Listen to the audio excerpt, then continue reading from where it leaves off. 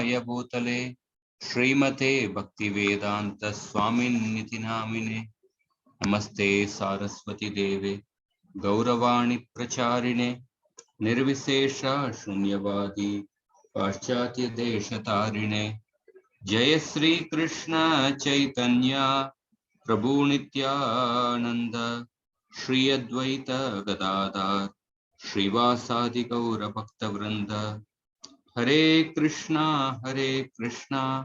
Krishna Krishna Hare Hare Hare Ram Ram Ram Hare Hare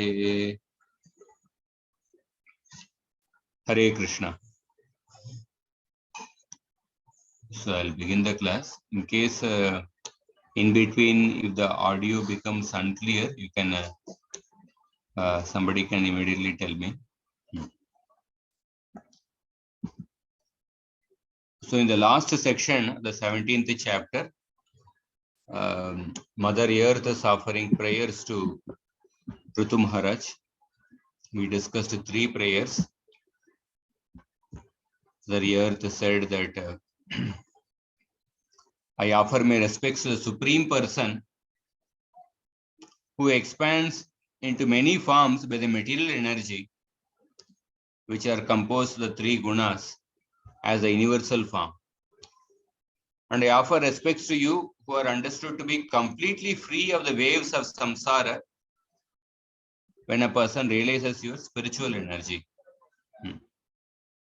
So 29th verse, first 2 lines talk about the, in the first 2 lines, Mother Earth is offering obeisances to the universal form of the Lord.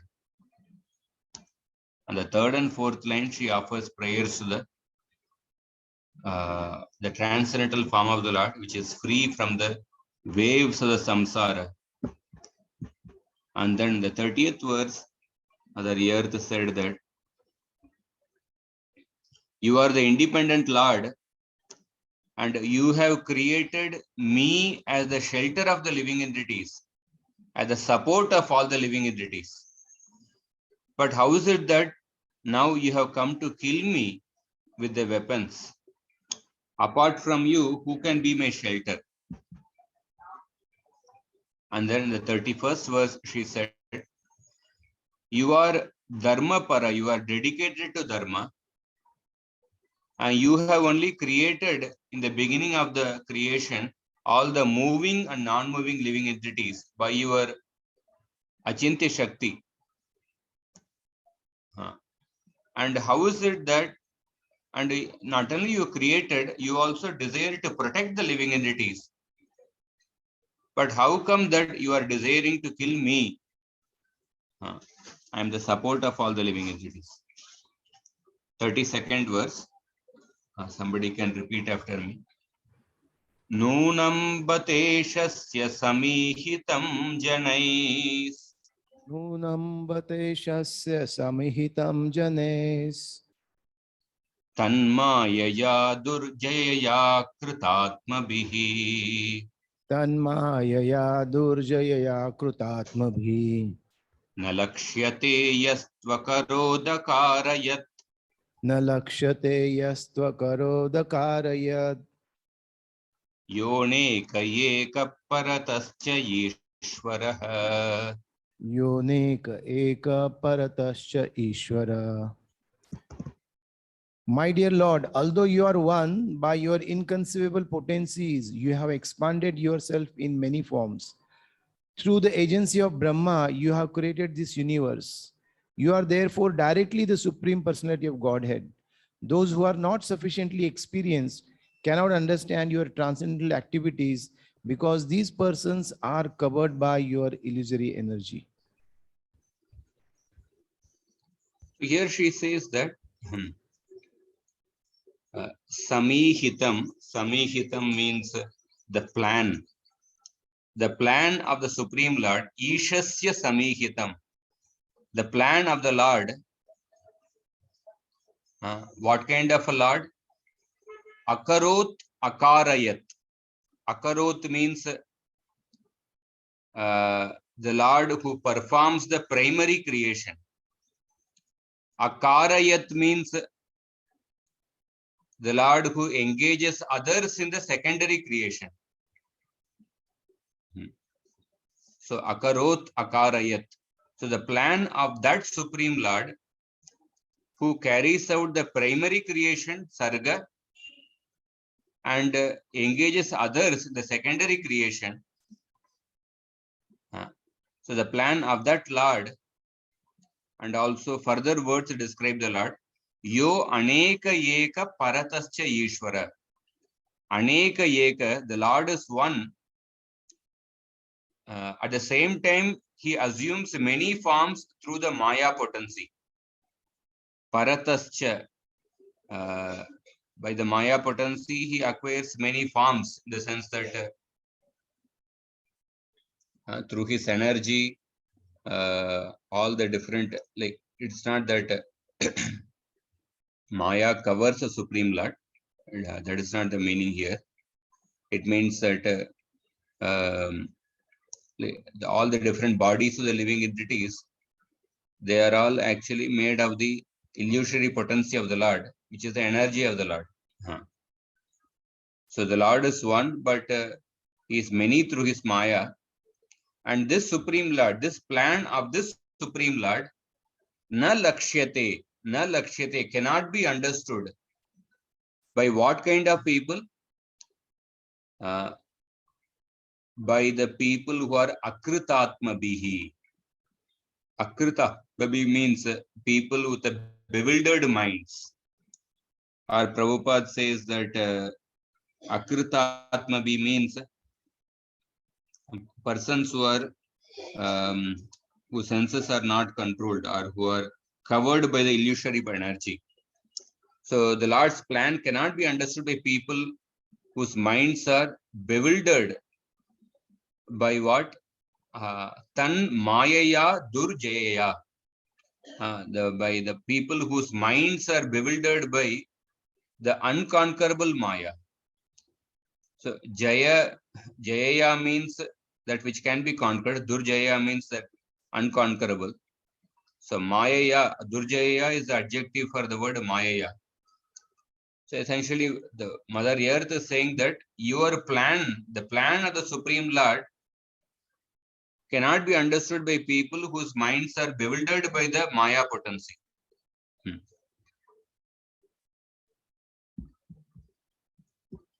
So yeah, we'll discuss like this verse and next verse in detail. So here Prabhupada explains in his purport, unless one is favored and especially endowed with grace, he cannot understand how the one Supreme Lord acts through his different energies. So Maya means energy. Brahma is not an energetic, but it's one of the manifestations of the Lord's material energy. Next verse. Sargadi yosya yosyanu shakti bir.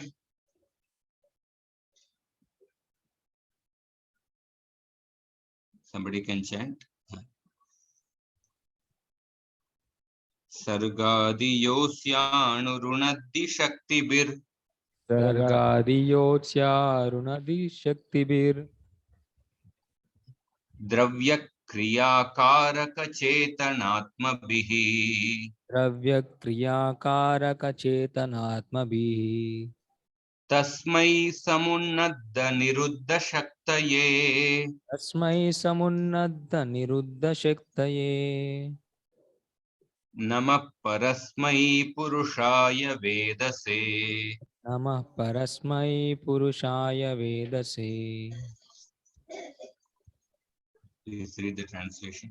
My dear Lord, by your own potencies, you are the original cause of the material elements, the performing instruments, the senses, the workers of the senses, the controlling demigods, the intelligence and the ego, as well as everything else. By your energy, you manifest this entire cosmic creation, maintain it and dissolve it. Through your energy alone, everything is sometimes manifest and sometimes not manifest. You are therefore the Supreme Personality of Godhead, the cause of all causes. I offer my respectful obeisance unto you. So the earth is saying that therefore I offer respects to the the Lord who is the possessor of the inconceivable potency. So Namaha, I offer respects to the Lord, the Creator, who carries out creation, maintenance, and destruction. Sarga Adi. Sargadi means creation, maintenance, and destruction of the universe for the benefit of the devotees by his energies, which is composed of Dravya, Kriya, Karaka, Chetana, Atmabhihi. By his energy is composed of body, senses, sense devatas, ahankara, and intelligence. And I offer respects to you who possesses great but mutually contradictory energies. See, this is an interesting word. Tasmai Samunnadda Niruddha Shaktaye. Samunnadda means great, and Niruddha Shakti means contrary energies. Niruddha Shakti. The Lord possesses great but mutually contradictory energies. To that Supreme Lord, I offer my obeisances. So here, Earth is feeling that in the beginning of the creation, the Lord protected her by lifting her from the bottom of the ocean.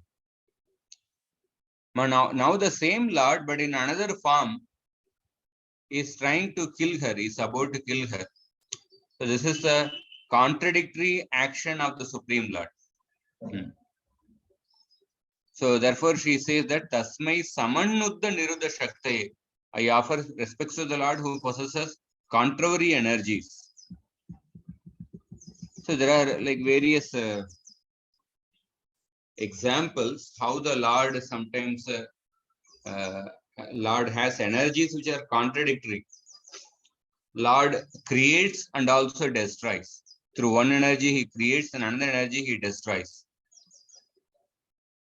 The Nagapatnis, they offer a prayer. Nama Pramana Mulaya Kavaye Shastra Yonaye Pravruttaya Nivruttaya Nigamaya Namo Namaha.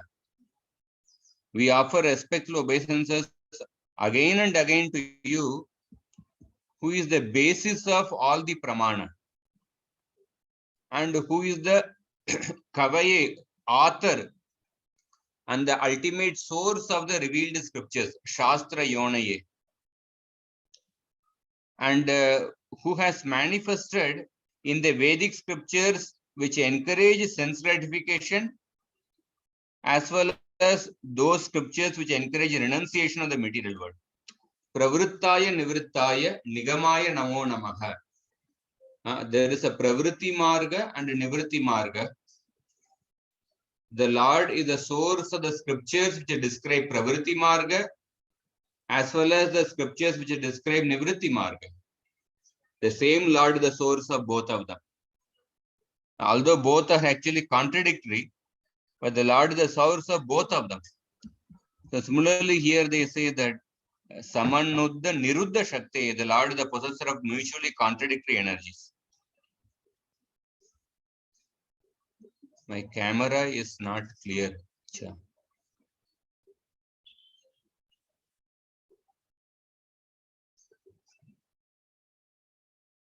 I am using actually hotspot connection.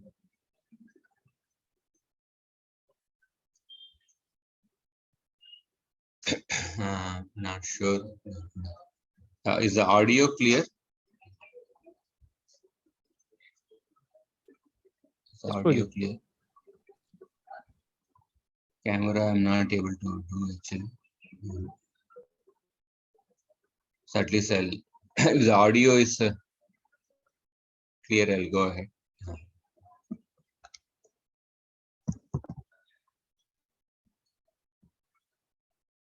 So there are mutually contradictory qualities of the Lord also. The Lord is softer than a rose, and sometimes he behaves harder than a thunderbolt. Mahaprabhu did not even turn back when Sarvam Bhattacharya became unconscious or Gadadhar Pandit became unconscious. The Lord is having a localized form, at the same time he is all pervading. He is Nirguna as well as Saguna. So these are various examples of the mutually contradictory qualities of the Lord, or the contradictory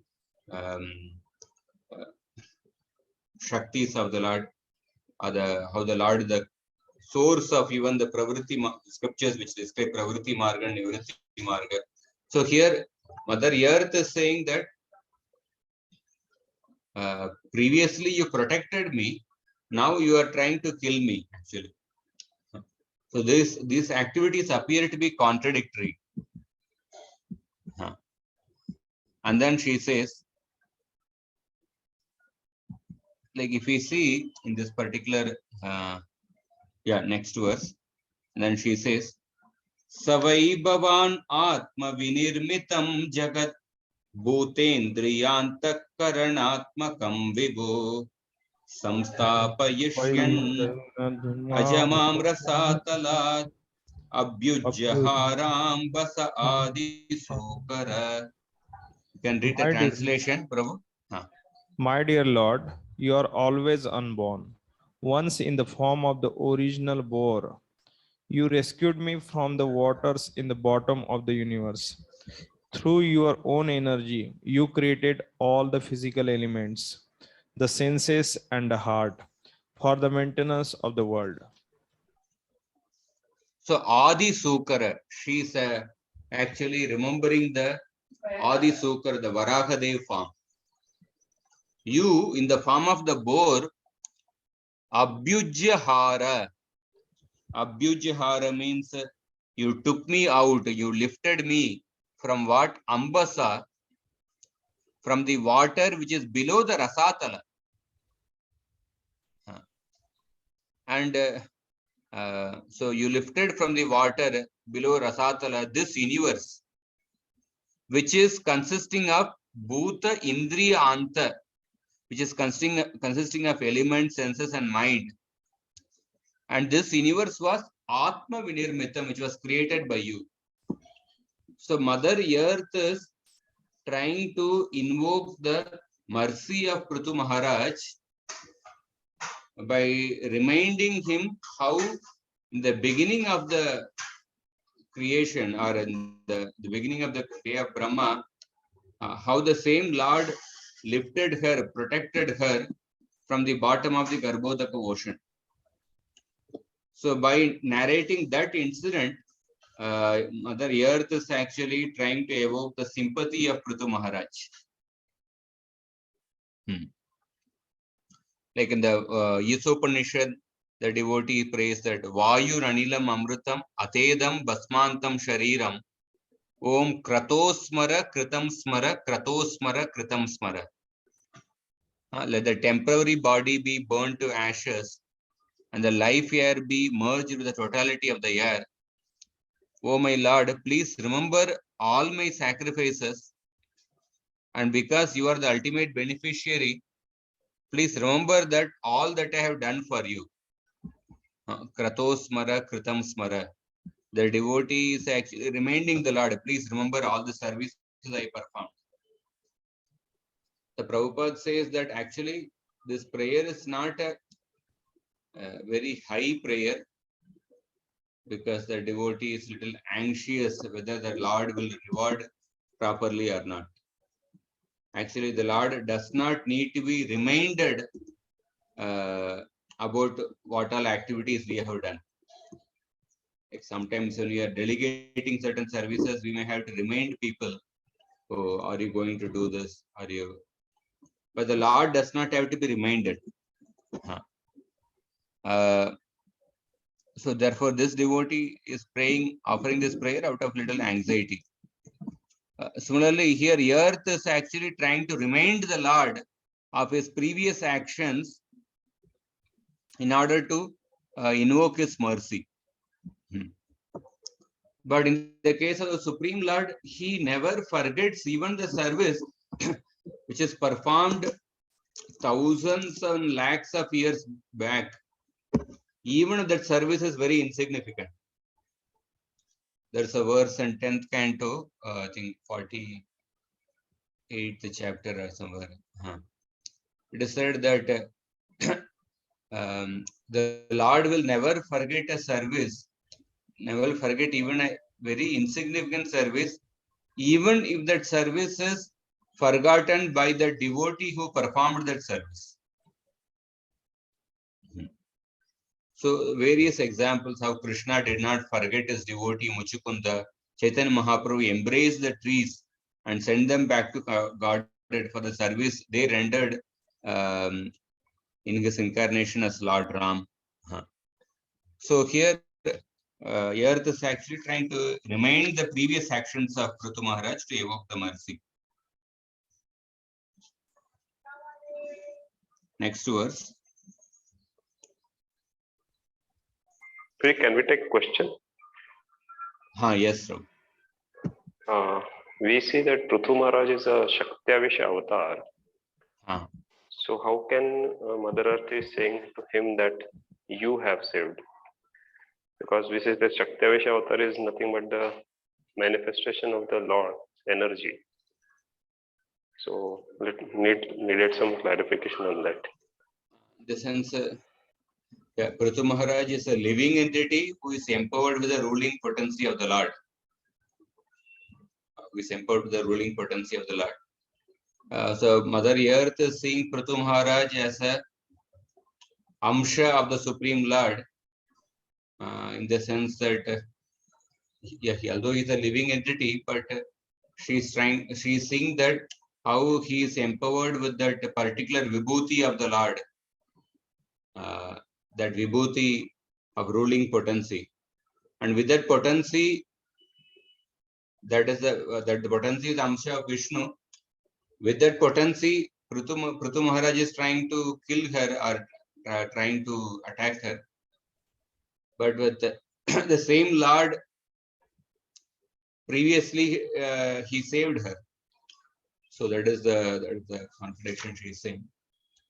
Yeah, she is definitely seeing the living entity, but then the living entity is empowered with the ruling potency of the Lord. That potency is the Amsha of Vishnu. In that regard, she is saying that. Okay, because when Srila Prabhupada was similarly ascribed, obviously they called Srila Prabhupada as God only, but then we see that Prabhupada took some steps in order to make everyone understand. So that way I was a little bit getting confused with this kind of glorification of Prithu Maharaj. She is not saying that Prithu Maharaj is the Supreme Lord. Previously in the beginning of the creation, the Lord actually saved her. But now with another potency, through this Prithu Maharaj, the Lord is trying to kill her. She's trying to evoke that. You have to see the inner mood. It's not the inner mood of the prayer is that the contradictory activities of the Lord. She is trying to remind the Lord. She is trying to remind Prithu Maharaj to stop punishing her.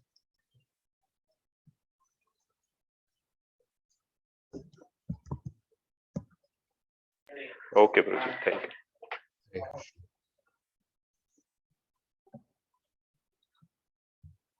Any other questions?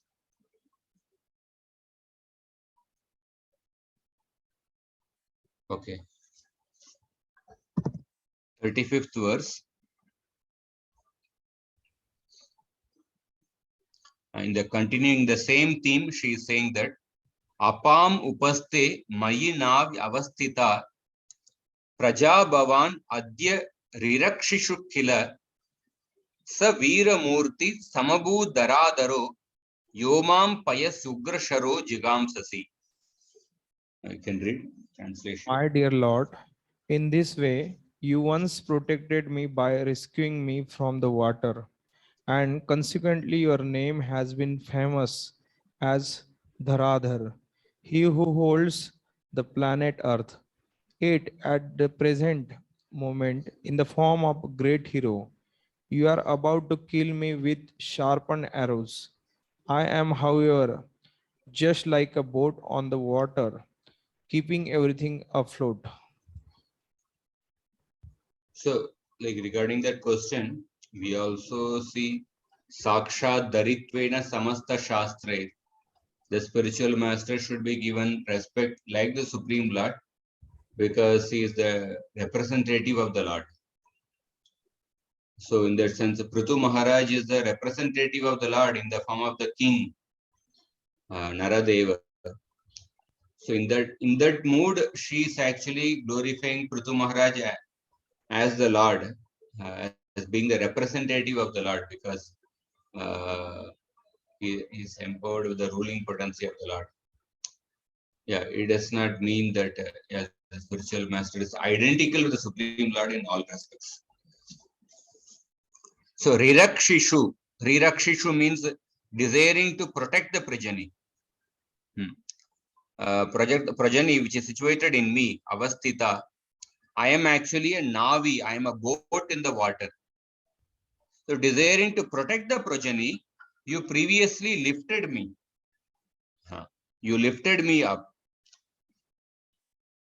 And now you have become Prithu, Veera Murti. Now you have become Prithu, who is the Veera, who is the form of courage, Veera Murti. And now you are desiring to kill me, Jigamsasi, with your sharp arrows, Ugra Sharo.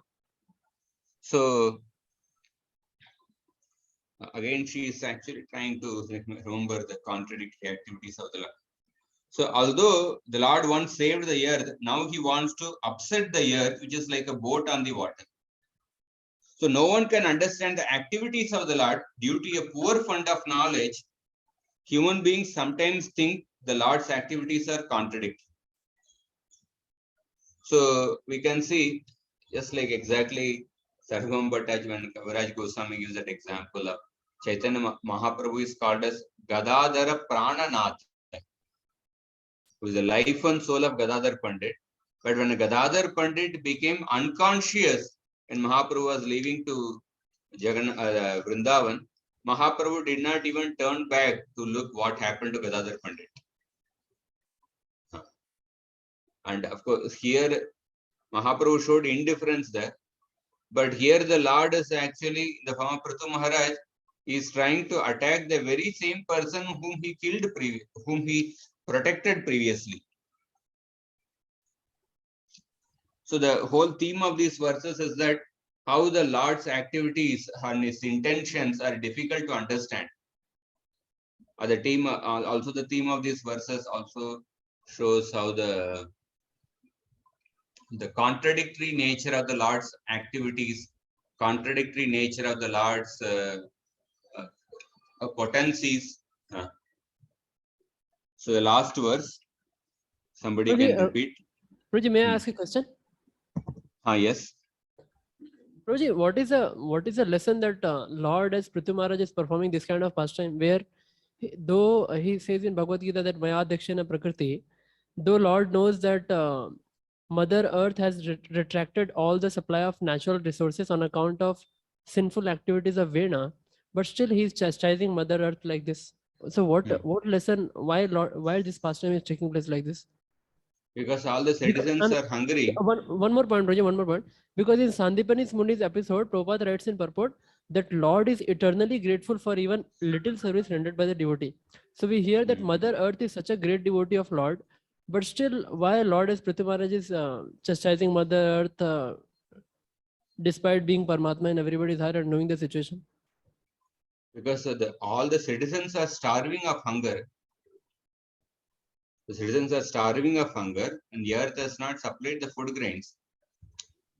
So But the Lord is devoted to bhakti as well as dharma. Haribol. Yes, nature is working under Lord's direction only, no? The Lord is devoted to bhakti as well as dharma. He is Bhakta Vatsala, and also he appears to establish dharma. So Prithu Maharaj has appeared in order to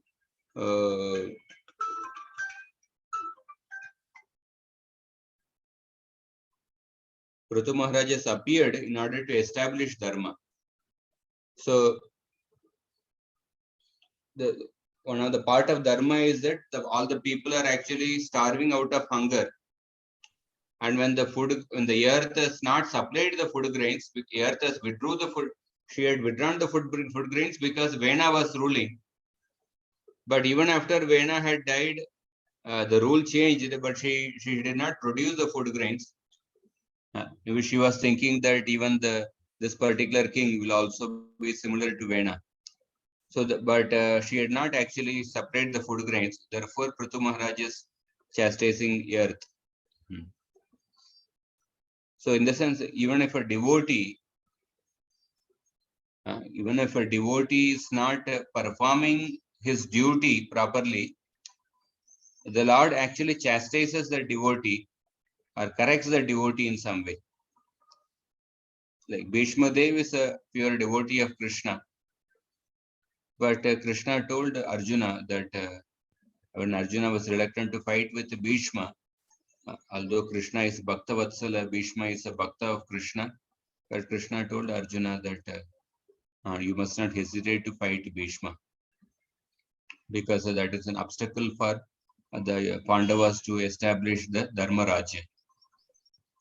So here the earth is not supplying the food grains. The earth is a devotee of the Lord, but the earth has not performed her duty of giving the food grains. So therefore the Lord is chastising, Prithu Maharaj is chastising the earth. Because Prabhuji, Mother Earth is eternal consort of Lord. Yeah, but when she is playing the role of a Devata earth, but she is not performing her duty of giving the food grains. So the Lord is, that's why I mentioned this point. The Lord is devoted to bhakti as well as dharma. So when the Lord appears in this world to establish dharma, even if the devotee is not performing his duty, then the Lord actually tries to correct the devotee to make him perform that duty.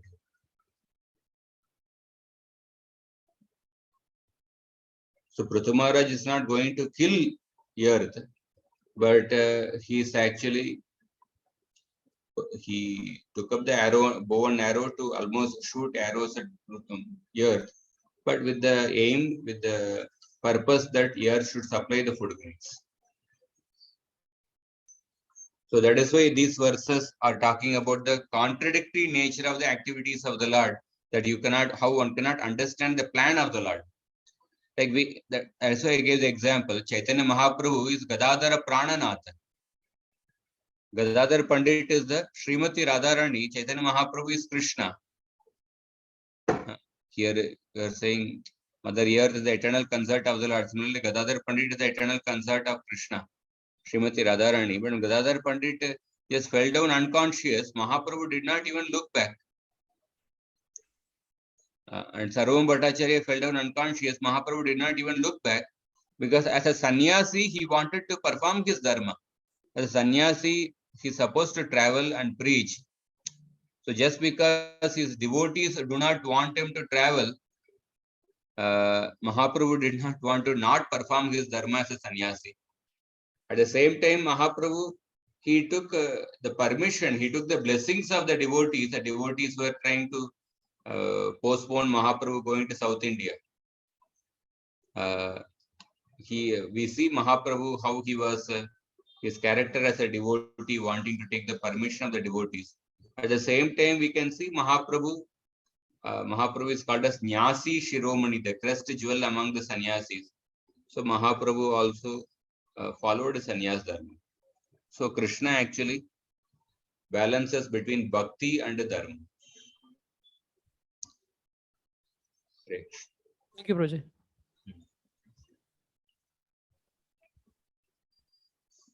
So the last verse of this chapter, Nunam Janairi Hitamishvarana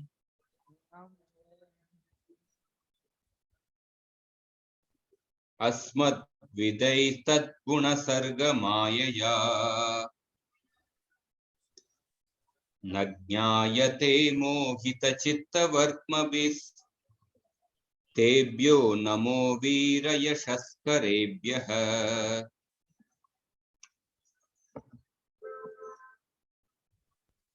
My dear Lord, I am also the creation of one of your energies, composed of the three modes of material nature. Consequently, I am bewildered by your activities.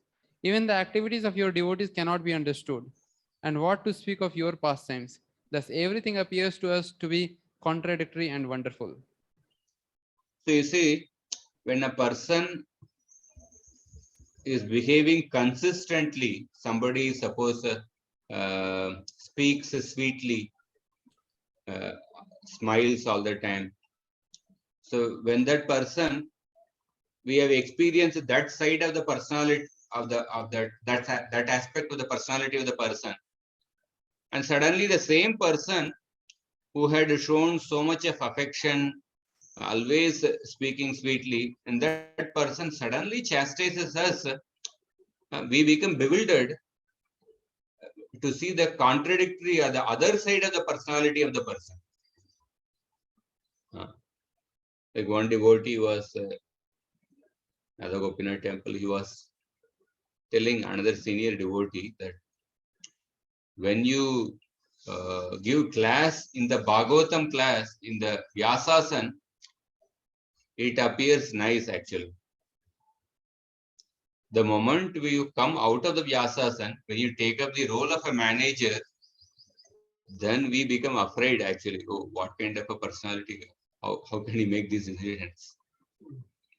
So sometimes even in our life also, when we see the other side of the personality of the person, we actually become bewildered. We become puzzled. How can this person behave like this? So here, Mother Earth is also behaving like that. Nunam janer ihitam ishwaranam. Your desire is not known to persons. Asmat vidais, like the wives or the son of the devatas. The Krishna says, Name vidu saragana, prabhavam na maharshaya, aham adirya devana, maharshi namcha. He says that neither the great devatas nor the sages can know me.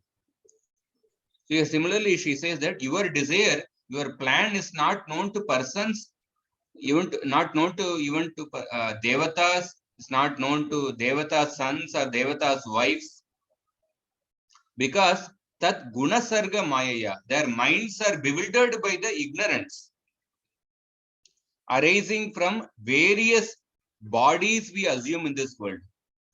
We assume various material bodies, even if it is a devatas body, it is a material body. So because of that, one's mind is actually bewildered by the ignorance. And more than that, the living entities are not surrendered to the Lord.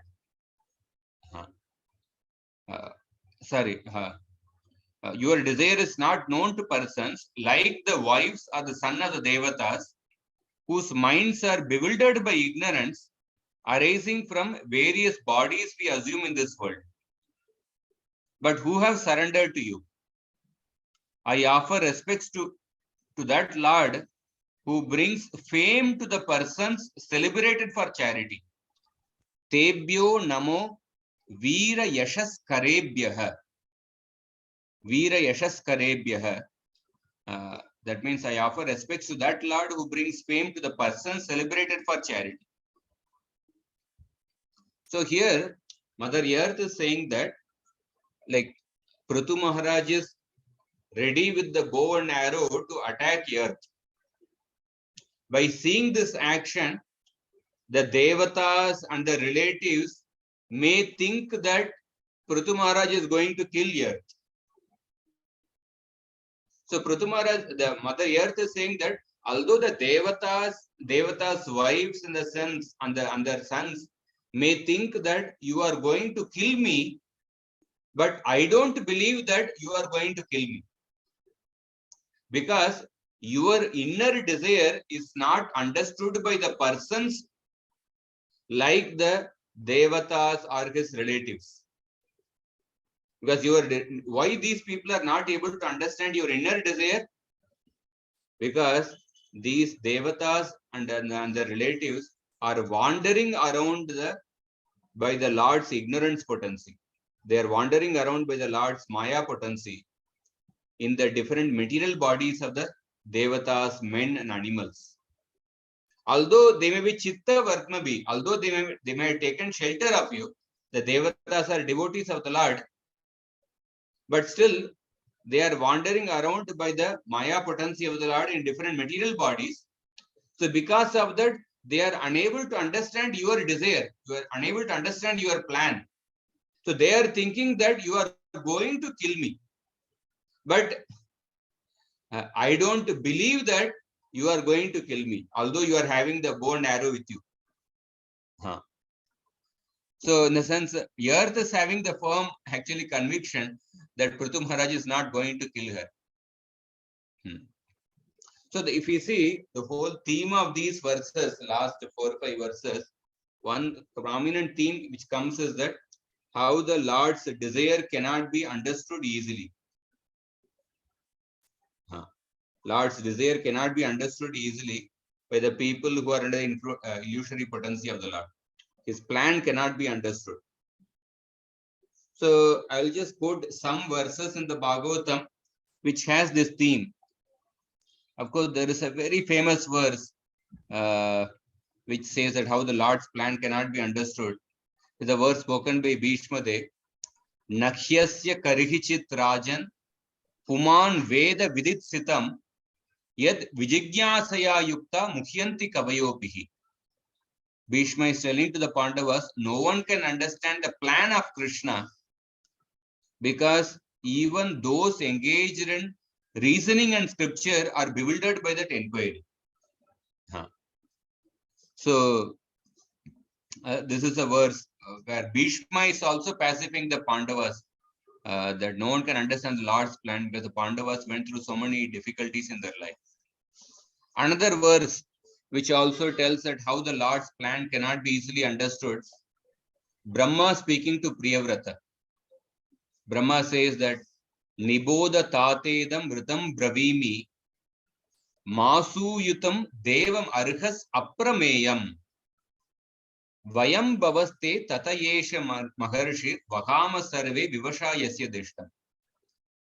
So Brahma is telling to Priyavrat Maharaj, you should not hate the Supreme Lord who is beyond estimation, whose plan cannot be understood by us.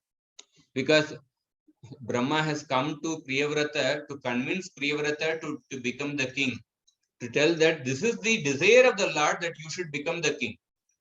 And Priyavrata was thinking that why the Lord is putting me in this trouble, why the Lord is wanting to make me as a king.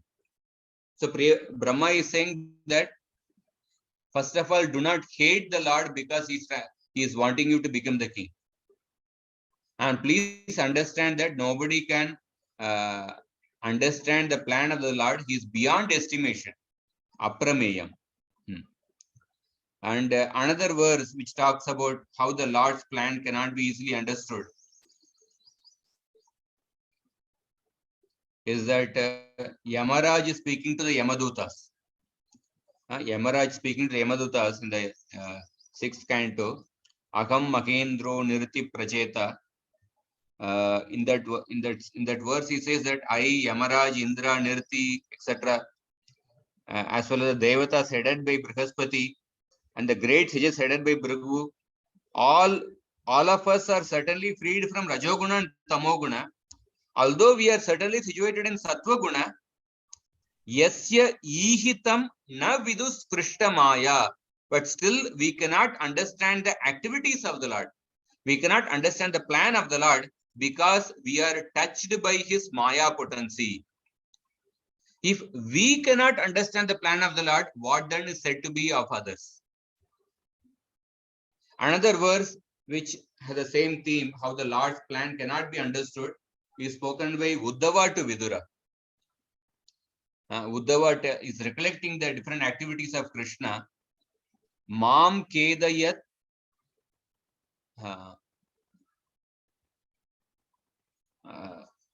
Verses not in the proper this one, 3.2.16, where Uddhava is saying that Krishna's appearance in the prison house of Kamsa in miserable circumstances and stay in Vrindavan out of fear of the enemies and is leaving Mathura, although he has infinite power, all these things used to give me great suffering.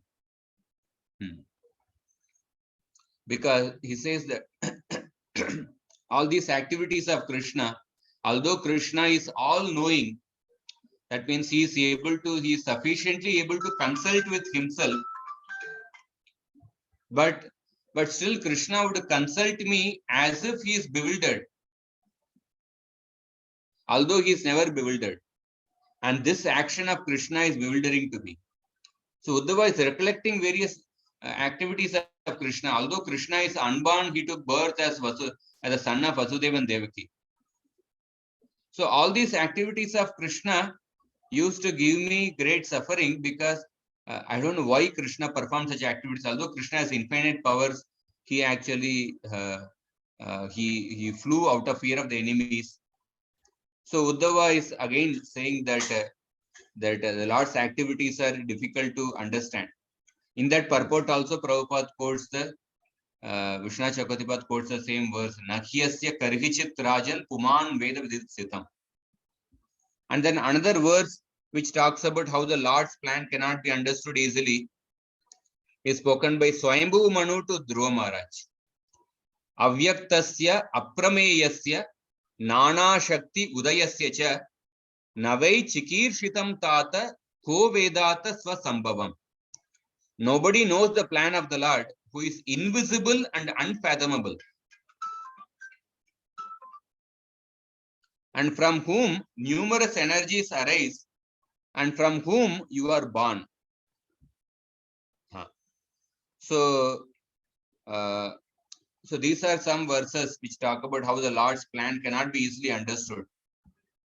And even another verse which talks about how the Lord's plan cannot be understood is when Dharma was speaking to Parishit Maharaj, the first canto. Parishit Maharaj is asking Dharma. The Dharma is that bull, and the bull was being, I think, tortured by that Kali personified. Parishit Maharaj is asking, when Parishit Maharaj asked, he wanted to get a verdict from the Dharma personified that, oh, this person is causing me suffering. But Dharma told Parishit Maharaj, some people say that the self is the cause of suffering. Others say that planets are the cause of suffering. Others say that karma is the cause. Others say the inherent property of matter is the cause. And among these, some people ascertain that happiness and distress come from that which is beyond reason and perception, and consider the proper truth by your intelligence. So in this verse also, the same verse is quoted, Nakyasya karhichit rajan puman veda vidisitam. Sometimes, especially in the devotee's life, sometimes certain suffering comes especially in the pure devotee's life or liberated associates. They don't have any karma in their life, but still they go through terrible suffering in their life. One may wonder, how can they get terrible suffering? So that is the plan of the Lord. And that plan of the Lord cannot be easily understood. So similarly, and like that, there are other verses. Also, 3rd canto, 4th chapter, Uddhava is speaking to Krishna, how the Krishna's activities are inconceivable. So the theme of these verses, which Mayarth is also speaking, is the same. How she is speaking about the contradictory nature of the activities of the Lord. The same Lord who protected her before, the same Lord is about to kill her. Is about to kill her. So this plan of the Lord cannot be easily understood. And Prabhupada in the purport, he says that how the Lord's activities are inconceivable. Uncommon and wonderful, and it is inconceivable. So this inconceivable nature of the Lord, again, there are various examples in the Bhagavatam. For example, when Krishna was entering Dwaraka, there's a verse which describes that Sitata Patra Vyajanair Upaskrita Prasuna Varshair Abhivarshita Pati Pishangavasa Vanamalaya Babau Gano Yadarko Dupachapa Vaidyutai. So when Krishna was entering Dwaraka, it appeared that sun, moon, stars, rainbow, clouds, lightning, all these were simultaneously present. The scene appeared like that. Krishna's Pitambar dhoti appeared like a lightning, and somebody was holding a waving charmer. So that appeared like some kind of, I think, clouds. I think stars are like that, and some people are showering flowers. So that appeared like stars falling. The white umbrella over his head was compared to the sun, and the movement of the chamara was compared to the moon. So it appeared all the simultaneously present. And Prabhupada says that actually normally all these things cannot be simultaneously present, but by the inconceivable potency of the Lord, the adjustment is possible. So Achintya Shakti makes impossible into possible. So Krishna is impartial to the whole universe. At the same time, he is partial to his devotees. Usually, both these things cannot be possible. Somebody is partial, he cannot be impartial. Somebody is impartial, he cannot be partial. But the Acharyas say that both are possible by the inconceivable potency of the Lord. Another example,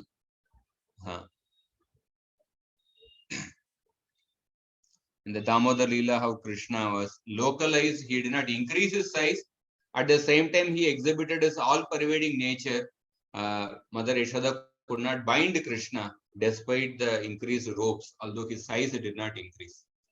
So the whole theme is the inconceivable nature of the activities of the Lord, the contradictory nature of the activities of the Lord. And Prabhupada writes in the purport that for our understanding, it is sometimes said that the Lord is there as the Paramatma in the heart of the householder. So the super Paramatma in the heart of the thief indicates dictates the thief go and steal things from that particular home. And at the same time, the Lord tells the householder, so be careful of the thieves and burglars. So these instructions may appear contradictory, but we should know that the super soul has some plan, and we should not consider such activities contradictory. So that is why Bhishma Dev, when he is instructing Pandavas, he says that how the plan of the Lord is inconceivable. The Pandavas ask that, so why can't we ask directly Krishna about what is his plan? So Bhishma Dev says that don't even want to know about the plan of the Lord.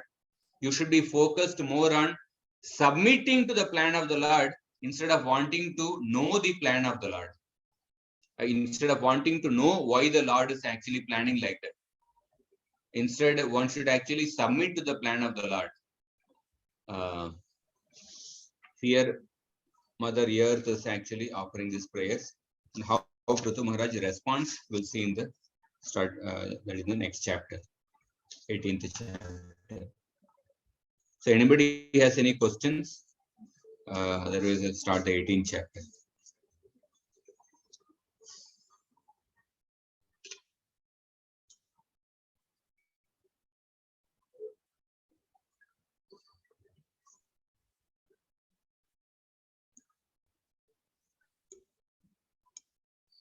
So we'll begin the 18th chapter. I want to complete it in a summary way, 18th chapter. So tomorrow we'll complete the 19th chapter. Hare Krishna, Bhaji. Yes. Roji, this like we discussed that we cannot understand the plan of the Lord, and but at the same time we see that so many ups and downs keeps happening in our life, and situational and circumstantial.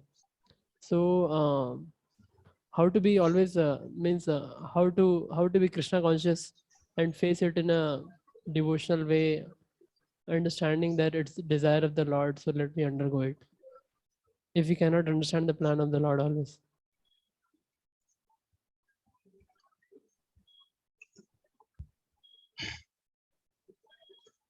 we have to understand, we have to do in the practical, whatever is the needful in the practical platform. But at the same time, we have to understand the ultimate plan of the Lord, it is only for the welfare of me. We may not know the details of how it is the welfare, how it is for my good. But ultimately, it is meant for our own purification. Because during the difficult times, one's faith in Krishna is actually challenged. So one may become little passively, like, I did so much, or why this is happening to me. One's faith is challenged. So we they are the testing times, that how we have to understand that how it is ultimately it is meant for my own purification. So those people who develop that attitude, that actually what I am getting is a very small in comparison to actually I deserve much more. So such people become the that is the qualified candidates for going back to God. And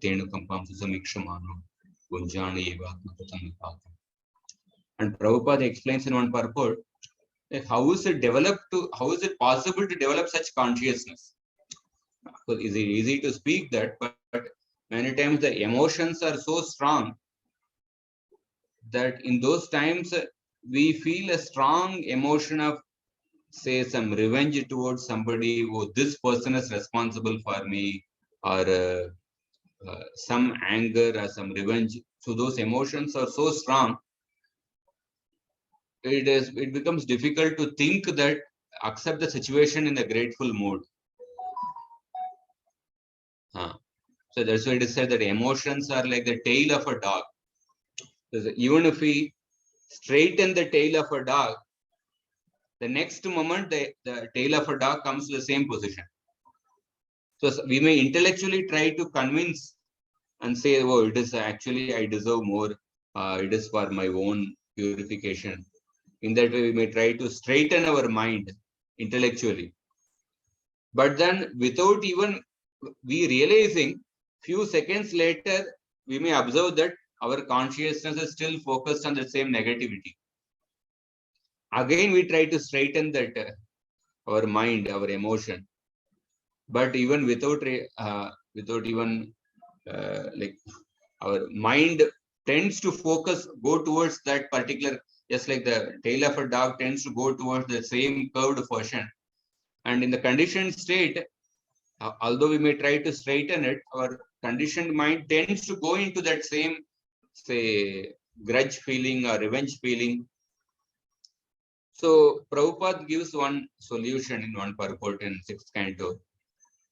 He says that how is it possible to develop such a consciousness that I deserve much more, but what I am getting is a small token. He says that such consciousness is actually possible when a person serves a pure devotee of the Lord. Yata Krishnarpita Prana Tatpurusha Nishevaya. 6th Canto, 1st chapter. When you serve a devotee whose life breath is Krishna, like we cannot live without breathing. So when you serve that devotee who cannot live without remembering Krishna, who cannot live without serving Krishna, yata Krishnarpita pranas, or when you serve a elevated devotee, a pure devotee, by serving such a devotee, it is possible to develop such a consciousness. And that is why we see, if we see Narada Muni's story, Narada Muni, he served the Bhakti Vedantas as a small child. When he lost his mother,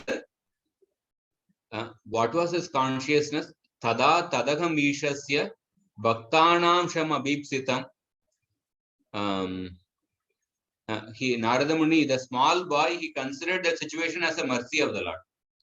That is that verse, the meaning of that verse.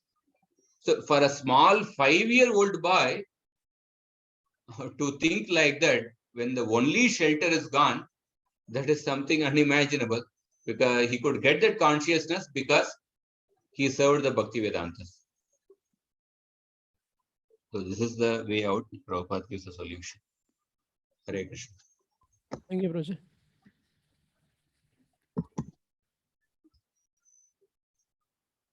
So we'll begin the 18th chapter. Somebody can read the translation, first 2 verses.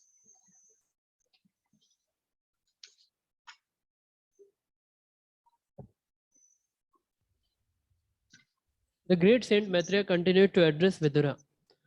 My dear Vidura, at that time, after the planet Earth finished her prayers, King Prithu was still not pacified, and his lips trembled in great anger. Although the planet Earth was frightened, she made up her mind and began to speak as follows in order to convince the king. My dear Lord, please specify your anger completely and hear patiently whatever I submit before you. Please turn your kind attention to this. I may be very poor, but a learned man takes the essence of knowledge from all places, just as a bumblebee collects honey from each and every flower. So here, even after Mother Earth offered those prayers, Prithu's lips were trembling in anger. And then again the earth started speaking. The Prithu Maharaj was so focused that till the time that Mother Earth says that, okay, I'm going to give the food grains, Prithu Maharaj was, he did not want to give up. He was so focused that he was still exhibiting his anger, because he wanted to remove the hunger of the citizens. Although Mother Earth offered such beautiful prayers, Mother Earth has not told so till this point that, okay, I will release all the food grains. She has not made that statement. So therefore, Prithu Maharaj is still, his lips were trembling in anger. So now the Mother Earth, she fixed her mind by her intelligence, samstab atmanam atmana, and then she started speaking. Because ultimately, you have to understand the needs, interest, and the concerns. Although you may glorify a person, you may give many things. Ultimately, if you don't address the needs of the person may continue to remain angry. So now Mother Earth fixed her mind by her intelligence. Okay, I have to give the food grains. So therefore, she is going to speak about this point of how to get the food grains to alleviate the hunger of the citizens. So here, so we can see in these verses how Prithu Maharaj was fixed in his purpose of alleviating the hunger of all the citizens. Prithu Maharaj did not get carried away when earth took the shape of a cow. And when earth gave so many different arguments, Prithu Maharaj did not get carried away. And when earth offered such beautiful prayers and glorification of him, still Prithu Maharaj did not get carried away. But if we compare Prithu Maharaj with Bharat Maharaj got diverted from his purpose. He came to the forest with the purpose to perform exclusive bhakti. But when he saw the beautiful form of the deer, he got carried away by that small deer cub. But Prithu Maharaj did not get diverted from his purpose even by seeing the form of a cow. So sometimes like we should not lose track of the mission. Like Hanumanji, when he was crossing the Lanka, Mainak Parvat wanted to serve Hanumanji with great love and feeling. She wanted to express her gratitude towards Vayudev, who protected her when Indra was cutting off the wings of all the mountains. But Hanumanji, he didn't want to take rest and then go after some time. At the same time, he didn't want to hurt Mainak Parvat. He said that your just words, they have actually refreshed me. Your sweet words have given such a have refreshed me so much that I don't feel the need to actually take rest. And Hanumanji, he just touched the Mainak Parvat and then he just went ahead in his mission of Lord Ram. So therefore, sometimes one can get carried away from one's real purpose, either by the affectionate words of some near and dear ones, or sometimes one can carried away by from one's purpose by the other emotions like anger, etc. Like Indra, when Krishna came to fight with Jarasandha, Krishna killed the entire army of Jarasandha, 21 Akshabani divisions. But he did not kill Jarasandha. You can imagine, to kill such a big army, one has to exhibit so much of anger. But still, Krishna did not use that anger to kill Jarasandha, because Krishna thought that, oh, this person is so enthusiastic to collect all the demonic forces in one place. So let me use his enthusiasm as an instrument for fulfilling the purpose of my descent, that is removing the burden of the earth. So Krishna did not get carried away by his anger to kill Jarasandha. He was focused on his mission of removing the burden of the earth. So therefore, like he killed everyone except Jarasandha. So we can see how the Lord and the great devotees, they don't deviate from the purpose of the mission. They don't allow their emotions like affection or anger. They don't allow their emotions to distract them from their purpose for which they have descended. So here Prithu Maharaj is still focused. So then Mother Earth is saying that control your anger and understand what I say. An intelligent person takes the essence from all beings. There are two kinds of devotees, Saragrahi and Bharavahi. So Saragrahi is one who takes the essence from everywhere. There's something to learn from every person. Even if a person is doing the wrong activity, we can learn that, oh, this person is teaching me what I should not do. In that way, we can accept even that person as a guru, because he is teaching me what I should not be doing.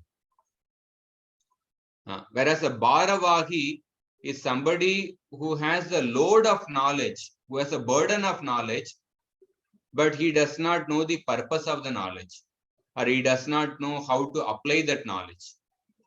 A Bharavahi is like the pillar in a library. The pillar is holding the library, which contains thousands and lakhs of books. In that sense, the pillars in the library, they are actually holding so much of knowledge. But the pillar in the library is not transformed by that knowledge. So then Earth is saying that Asmil Loke Atava Mushmin Munibis Tattvadarshibhi Drishta Yoga Prayuktascha Pumsam Shreya Prasiddhaye. You can read the translation.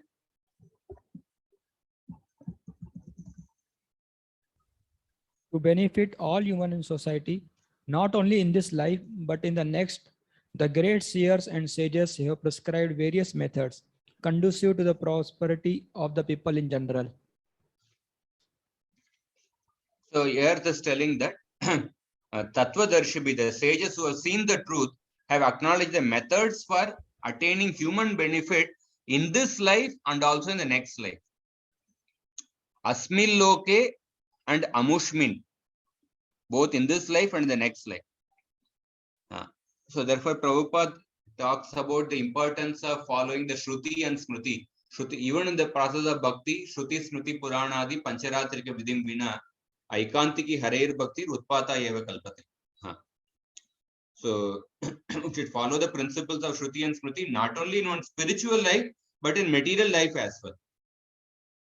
When Manu Smriti speaks about the ways of living, the laws are given by the Manu. So Prabhupada talks about how the Manusmriti talks about how a woman should always be protected in all circumstances. And if people follow the injunctions of the Shruti, Smriti, and the sages, they can actually be happy both in this life and the next life. So the whole purport is how one should follow the standard ways of life according to the Shastra. And as a result, people, the human, but in the current time, people are inventing many methods to live. And as a result, people are bewildered and there is no peace or happiness in the world. So, because they do not follow the liberated instructions of the Vedas, they are unhappy. So, that is why it is important. Sometimes we may be practicing the 9 processes of bhakti, the core process of bhakti, but in the respect to other aspects of life, whether managing the institution or other aspects of life, we may not be following the Vedic principles. Sometimes there may be a difficult situation, one may not be able to follow, but sometimes we may purposefully neglect the neglect the standard Vedic principles to follow in the different aspects of life. So then even though we may be practicing the 9 processes of bhakti, but when we don't follow the standard Vedic principles with respect to other aspects of life, then it will create some obstacle. It will create certain instability. It will create some instability. Suppose a person is having a pure cow milk, but if a person is drinking that pure cow milk in a plastic container, so that plastic container, it reacts with that pure cow milk, and then because of that, certain unwanted chemicals are secreted when we drink that milk, and then it will create certain problem. It is scientifically it is said that it will cause certain cancer over a period of time. So similarly, that even though we may be practicing the pure devotional service processes, Shravanam, Kirtanam, Smaranam, etc., but when we don't follow certain Vedic principles for other aspects of either management or say preaching or say our varnashram, our living in this world, then it will create certain instability. So the whole purport is about how we should follow the standard methods, not only for spiritual life, even for material life. So unfortunately, in this age, the even exalted people, they don't believe even in the next life. So then what advice they can give? So Amushmin is very explicit in this verse. It is the duty of everyone to mold his life in such a way that he will live a profitable next life. So just as a boy is educated in order to become happy later, one should be educated in this life in order to attain an eternal and prosperous life after death. Next verse.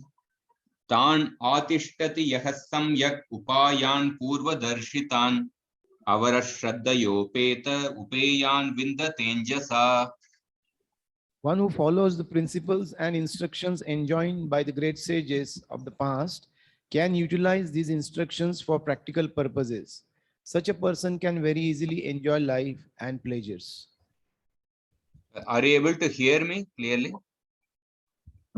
Yes, Guruji. Okay.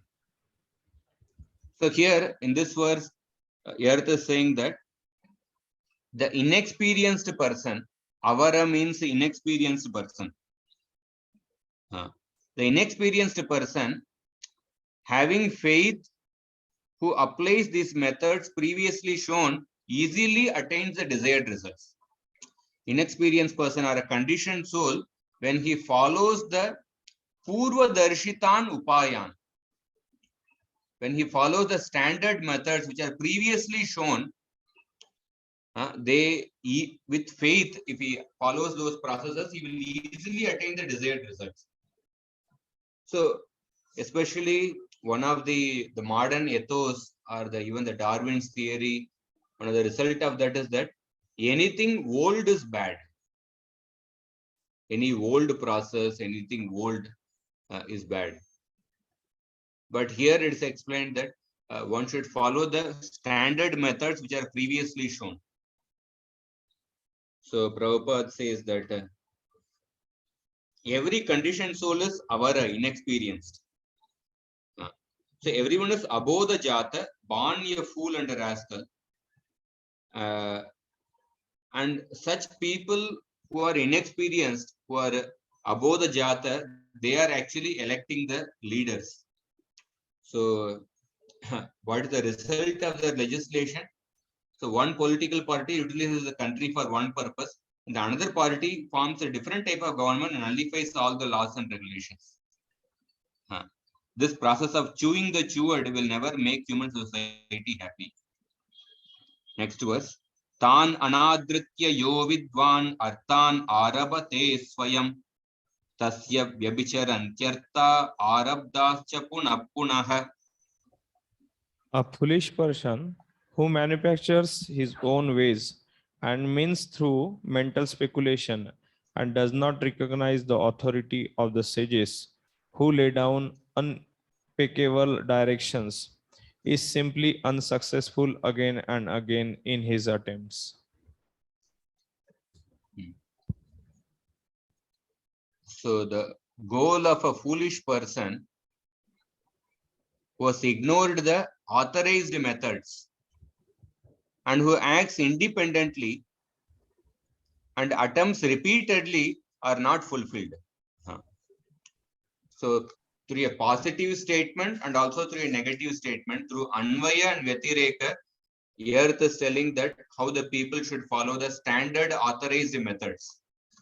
How when they ignore them and acts independently, their attempts are not fulfilled. So here Prabhupada talks about the difference between the conditioned soul and the liberated soul. The conditioned soul has got the 4 defects, but the liberated soul is free from the 4 defects. And the directions of the liberated souls are mentioned in the Shastra. A follower may be conditioned, but his actions are, but when the follower, the conditioned follower, if he follows a liberated leader, then his actions are naturally liberated from the contaminations of the material nature. Therefore, Chaitanya Mahaprabhu says that Amara Ajnaya Guru Hoi Tare Desh. By my order, you may become a spiritual master. So one can immediately become a spiritual master by having full faith in the transcendental words of the Supreme Lord and by following his instructions. And materialistic men are not interested in taking directions from a liberated person, but they are very much interested in their own concocted ideas, which make them repeatedly fail in their attempts. So because the entire world is now following the imperfect directions of the conditioned souls, humanity is completely bewildered. So Brahmaji says in one prayer that Na Bharati menga mrishopalakshyate navai kvachin me manasa mrishwa gatihi name rishikani patantya satpate yanme hridaut kantyavata druto harihi. So because I have caught hold of the lotus feet of the Supreme Lord, the great zeal, whatever I say has never proved to have been false. Nor is the progress of my mind ever deterred, nor are my senses ever degraded by temporary attachment to matter. So Brahmaji says that because I have caught hold of the lotus feet of the Lord, I have become free from the 4 defects. So now in the 6th and 7th verse,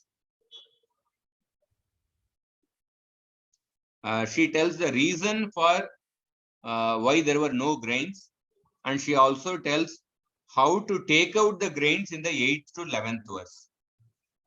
So 6th and 7th verse, she gives a reason for why the reason for starvation. Pura srishta kyoshadayo brahmanaya vishampate bhujyamana maya drishta asadbir adritavrataihi. Dear king, the seeds, roots, herbs, and grains which were created by Lord Brahma in the past are now being used by non-devotees who are devoid of all spiritual understanding. So she says that the plants created previously by Brahma, Brahmana ya Vishampate, are being enjoyed by the sinners. Asadbir Bujyamana Maya Drishta Asadbir Adrita Vratai are being enjoyed by the sinners who have no sense control. So therefore, Mother Earth is saying that I withdrew all the food grains. So here, elaborate purport on the word Adrita Vratai Asadbir. So the purpose of the grain, so Prabhupada explains first about the purpose of creation. Purpose of creation is so the living entities get an opportunity to enjoy independently from Krishna, and ultimately they realize the goal of returning back to Godhead. And all the necessities are provided for the living entities when they are living here. The flowers, trees, grains, animals, etc. But when these facilities which are provided, when they are utilized by the non-devotees, who have no plans for spiritual understanding, then the earth actually withdraws the facilities. The production is checked by the earth itself when it is misused by the non-devotees. So Asadbi Adrita Vratai. Asadbi refers to non-devotees. Adrita Vratai means Adrita Vratai is opposite to the word Drita Vratai. So Adrita Vratai, Prabhupada gives a synonym for this word as Griha Vrata. Griha Vrata means those who are just determined to just enjoy sense gratification or just staying at home. And the devotee is called as Drita Vrata, non-devotee is called as Griha Vrata. So the whole Vedic plan is to make a Griha Vrata into Drita Vrata. And so the activities of the Drita Vrata, the devotees they perform the activities to please Krishna. So such activities are called as Krishnarte Akila Cheshta, which is same as Yagyartat Karmanonyatra Lokoyam Karma Bandhanaha. So when people do not perform activities to please Krishna, when they don't perform Yajna, so then the resources are withdrawn by the earth. So that is the reason for poverty. Next verse. Apalita nadrita cha bhavadbir loka palakai chori bhuteta lokeham yagyarte grasamoshadi. My dear king, not only are grains and herbs being used by non-devotees, but as far as I am concerned, I am not being properly maintained. Indeed, I am being neglected by kings who are not punishing these rascals who have turned into thieves by using grains for sense gratification. Consequently, I have hidden all these seeds which were meant for the performance of sacrifice. So she says that apalita. Apalita means not protected. Anadrita. Adrita means respected. Anadrita means not respected. So not protected and not respected. Bhavadbir lokapalakai, by kings like you in this place filled with thieves, I have devoured all of the plants so that the sacrifice can be performed in the future. Chori bhuteta lokekam yagyarte grasamoshadi. So she is telling the reason. So with Vena in mind, she also scolds her son Prithu.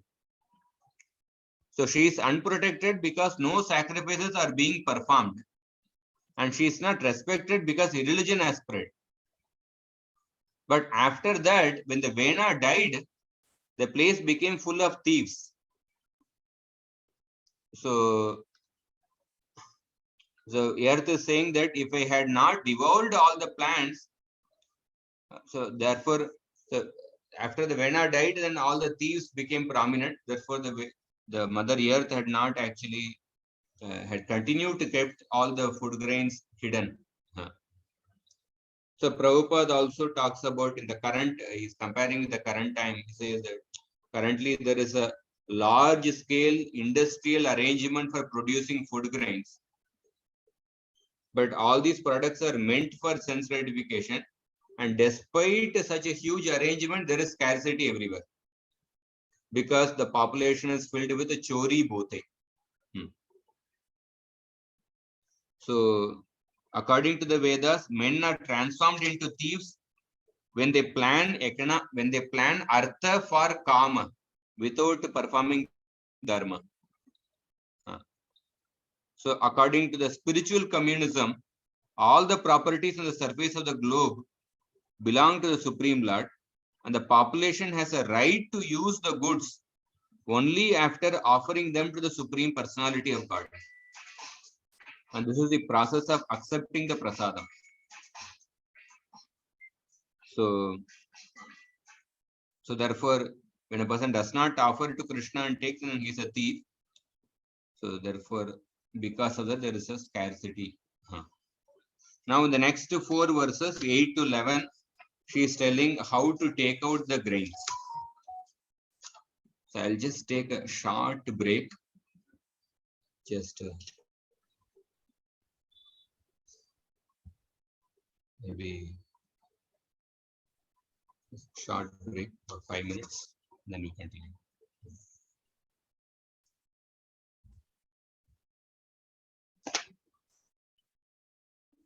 Eighth verse. Nunam ta viru dakshina mayi kalena bhuyasa tatra yogena drishtena bhavan adatu marhati.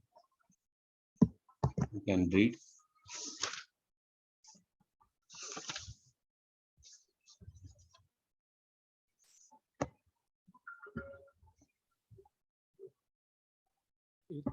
Due to being stocked for a very long time, all the grain seeds within me have certainly deteriorated.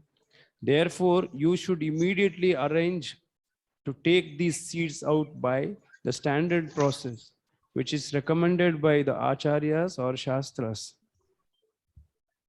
So again, Prabhupada in the purport, he especially talks about the standard process to get grains. He talks about the performance of yajna, standard process. And there are 2 words here, yogena drishtena. Yogena means by the approved method, drishtena means as exemplified by the former acharyas. So if you see, even in the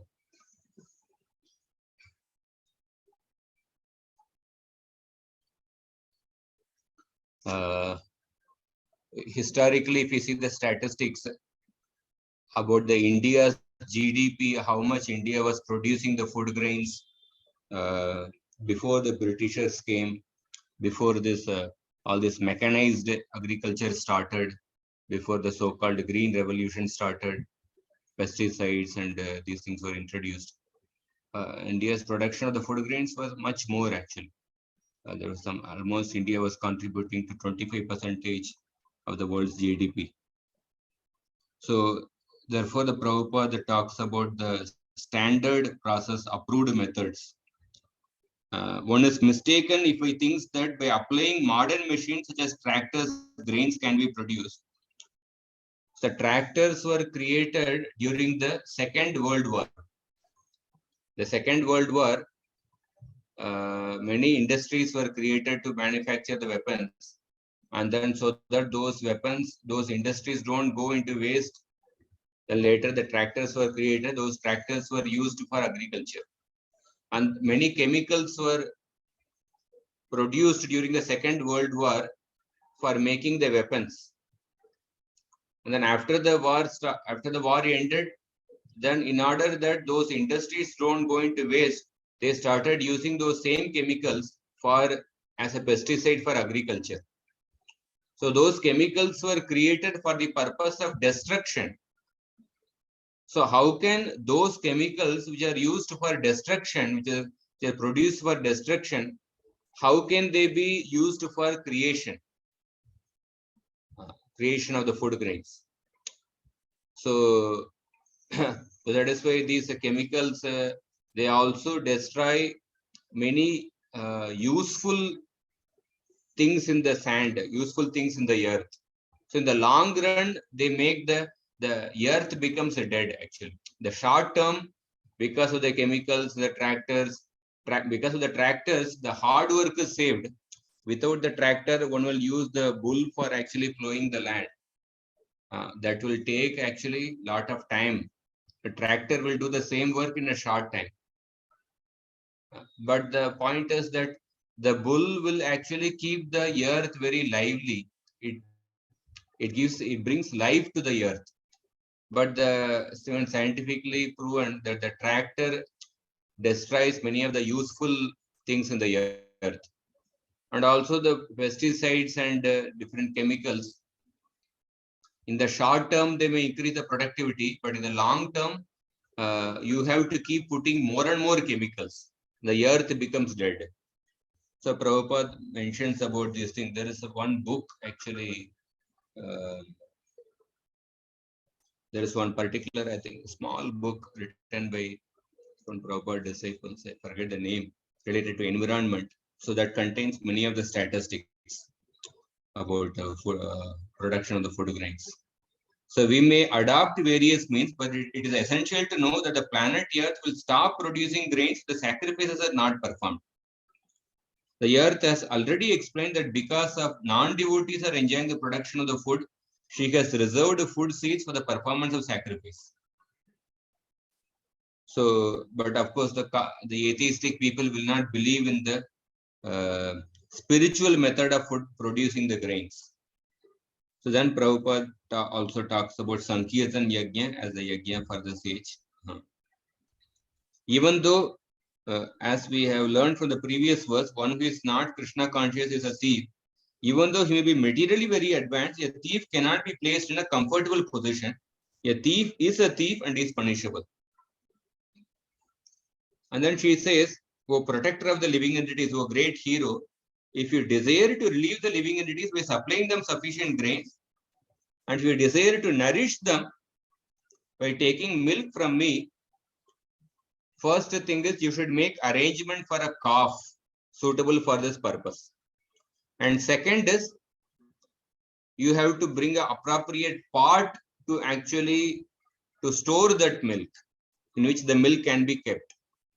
And third thing required is an appropriate milkman who can do this work. These three things are required. Because I will be affectionate towards the calf, your desire to take the milk from me will be fulfilled. So, so here Prabhupada tells the importance of the calf. There must be an expert milkman and a suitable pot and a calf.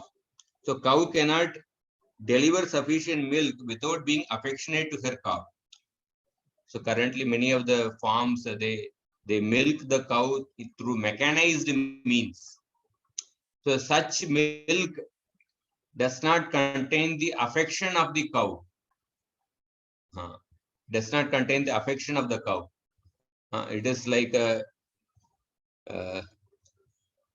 it will have many negative feelings actually. So, so just as the calf can derive milk from a cow, all living entities, including animals, birds, beasts, and reptiles, can receive the respective foods from the planet Earth, provided the human beings are not asat and agritavata. So if the human beings are well behaved, animals will also receive sufficient food grains and be happy. And the ungodly human being, ignorant of his duty to give protection and food to the animals, kills them to compensate for the insufficient protection of the grains. And therefore, nobody is satisfied. You can read the next verse, translation 11th.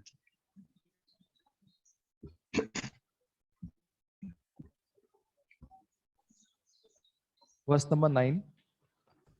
11. I covered Verse, the 10th. verse number 11. My dear king, may I inform you that you have to make the entire surface of the globe level. This will help me even when the rainy season has ceased. Rainfall comes by the mercy of King Indra. Rainfall will remain on the surface of the globe, always keeping the earth moistened, and thus it will be auspicious for all kinds of production.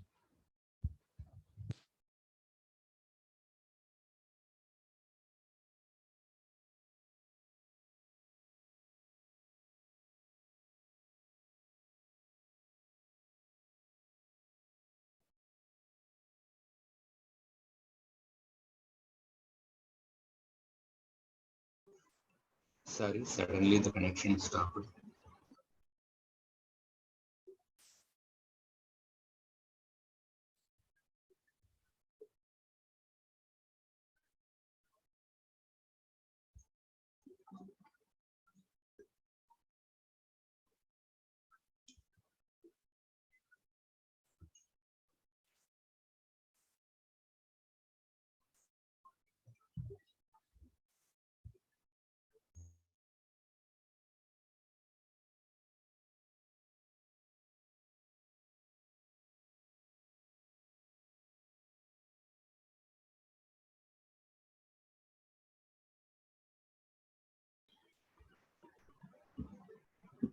Sorry for the disturbance. Suddenly connection stopped.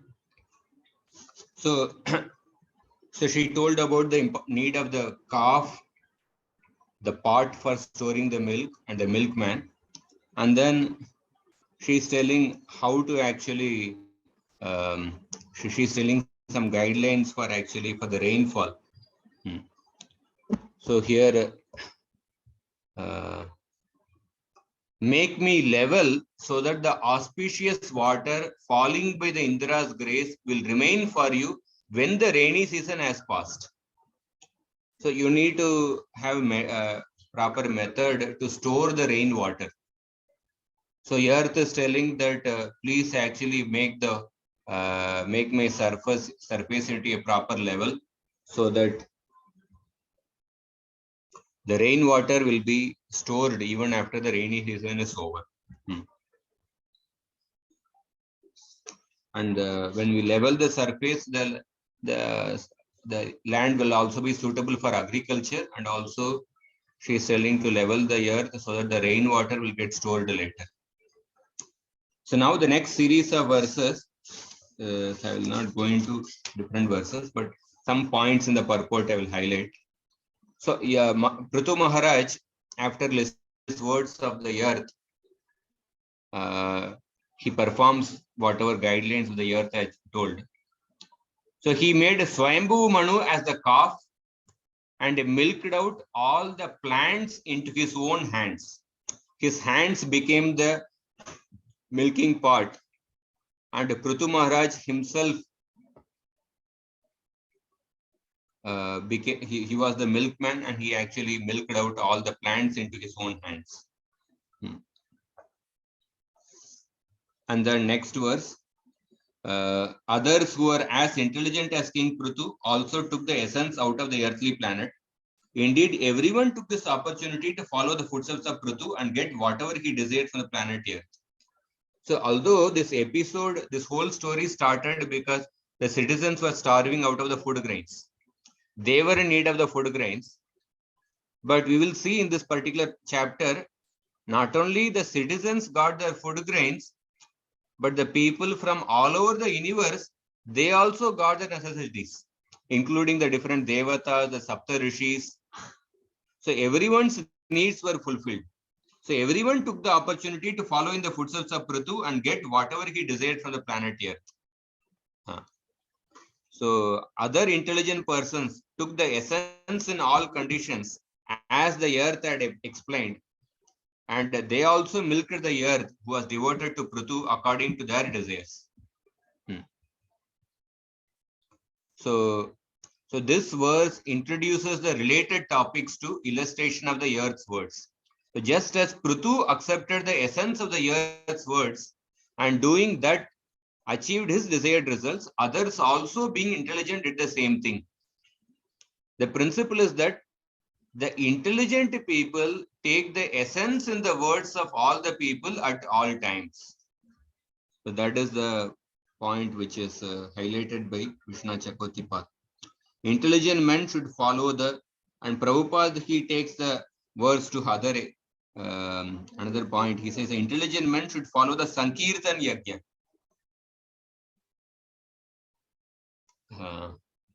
Krishna Varnam Tusha Krishnam Sango Pangastra Parshadam Yajna Sankirtana Prayar Ejantihi Sumedasaha. Sumedasaha means people who are having fine intelligence, they perform Sankirtan Yajna to worship Chaitanya Mahaprabhu. And also there is another verse, Kalim Sabhajayanti Arya Gunajna Sarabhaginaha. Those who are intelligent, the cultured people who are seeking the essence, they worship Chaitanya Mahaprabhu by performing Sankirtan Yajna. That is another point Prabhupada explains. So therefore the next series of verses talk how the different people got the necessities by milking the earth. So Brihaspati was made the calf, and the sages obtained from the earth milk in the form of the pure Vedic verses. Payas Chandamayam Shuchi. And what was the part? The senses were the part, the Indriyas were the part. So Prabhupada explains that just like food is one of the necessities of a living entity, similarly, proper sound vibration in the form of the Vedic knowledge is also one of the necessities for human society. If the human society simply remains satisfied just with the food grains, with roti, kapada and makan, then the society will not make sufficient sufficiently progress. So humanity must have food for the mind as well as the ear, as well as for the purpose of vibration. So the the transcendental, as far as the transcendental vibrations are concerned, the essence of the Vedic knowledge is the Hare Krishna Mahamantra. So if the Mahamantra is chanted regularly and heard regularly by the devotional process of Shravanam and Kirtanam, it will purify all the societies and the humanity will be happy both materially and spiritually. And then the Devatas, they made Indra as the calf and they produced nectar with the power of mind, senses and body as the milk. They produced nectar with the power of mind, senses and body as the milk. And what was the pot? The pot was a pot made of gold. Hiranmayena patrena viryam ojo balam payaha. So Prabhupada translates, he says that the Devatas, they got Somarasa as the milk. The Somarasa is not same as an ordinary liquor.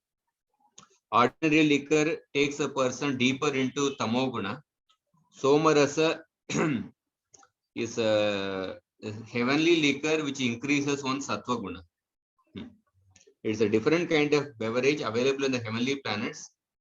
And it is far different from the liquors made of the demoniac people.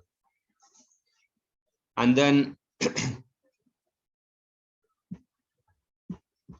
the sons of Diti, the demons, they made Pralad as the calf and they produced liquor in an iron pot, contrast to the Somarasa. So one thing we will find in these verses, how there is different food for different living entities according to the different modes.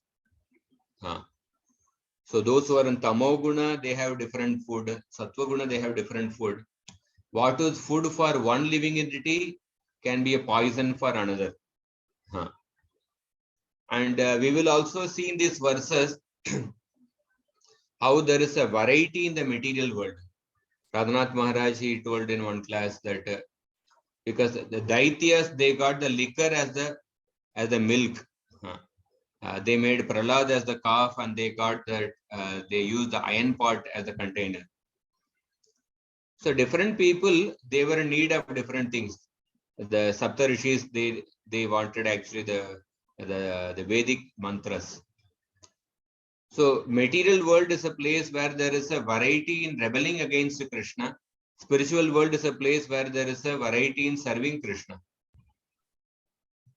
So those people, there is because the variety in rebelling against Krishna, those people, they have different food, and all those food in the form of the milk, it was all those food grains were, all those food is provided by the earth.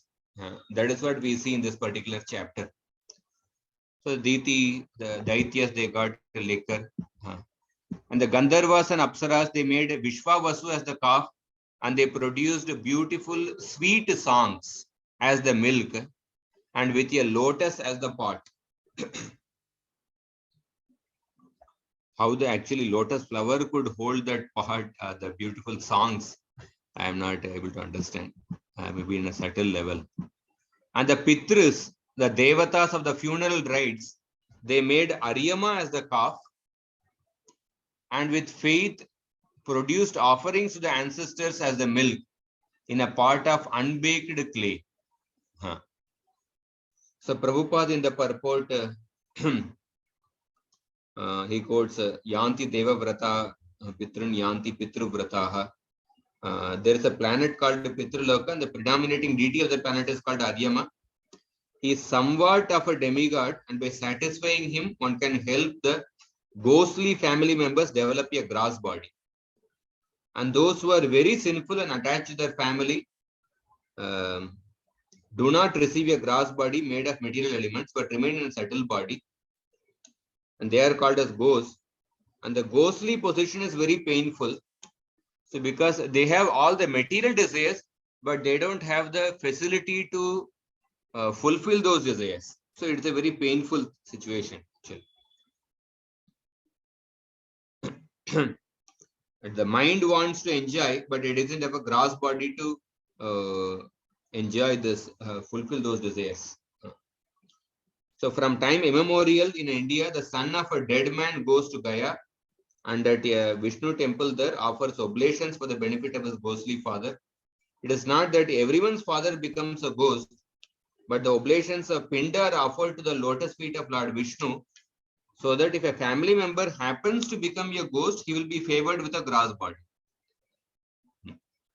But if one is habituated to taking prasad of Lord Vishnu, there is no chance of his becoming a ghost or anything lower than a human being.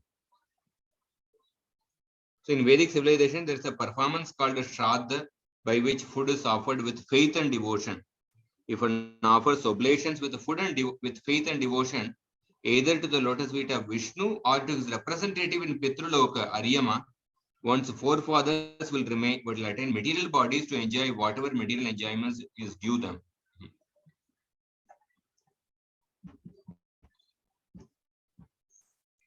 And then the next verse says that the Siddhas, they made Kapila as the calf, and they produced Siddhis such as Anima, Mahima, etc. as the milk.